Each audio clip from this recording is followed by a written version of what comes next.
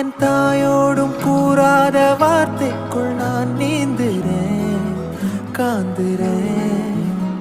கனா காணும் போர்வைக்குள் காலத்தை அடகாக்கிற தேக்குறேன்